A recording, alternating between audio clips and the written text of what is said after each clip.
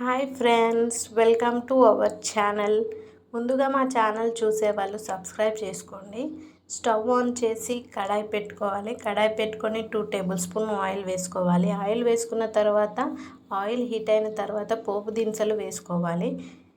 పోపు దినుసులు వేసుకున్న తర్వాత ముందుగా సన్నగా తురుముకున్న పచ్చిమిర్చి ఒక 4-5 పచ్చిమిర్చి వేసుకొని ఫ్రై చేసుకోవాలి. నూనెలో అంతా బాగా ఫ్రై అయ్యే విధంగా కలుపుకుంటూ ఉండాలి. అలాగే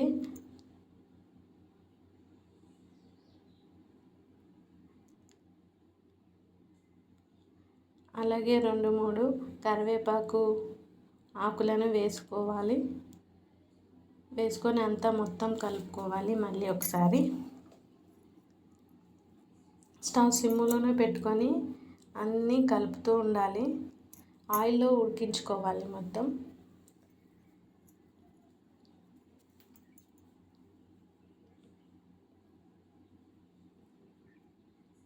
బాగా ఫ్రై అయ్యే విధంగా కలుపుకుంటూ ఉండాలి.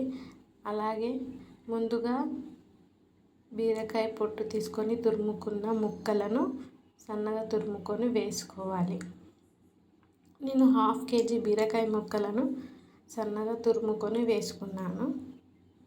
ఇప్పుడు కొంచెం సాల్ట్ వేసుకోవాలి, ఎందుకంటే ముక్కలు బాగా ఉడికే విధంగా సాల్ట్ వేసుకోవాలి. మొత్తం నూనెలోనే ఉడికించుకోవాలి.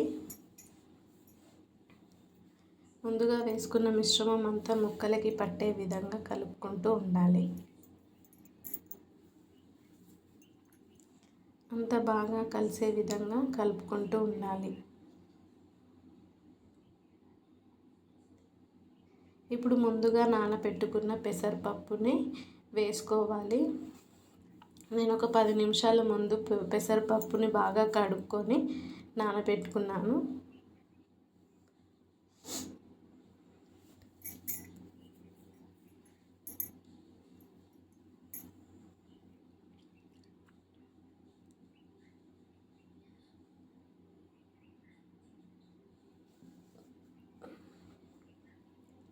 ఇప్పుడు అంతా ఒకసారి మంచిగా కలుపుకోవాలి.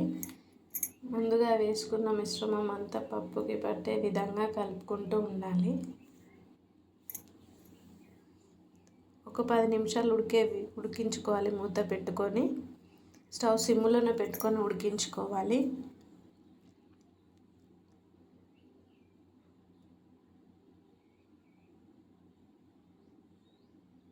ఇప్పుడు బాగా ఉడికిపోయింది.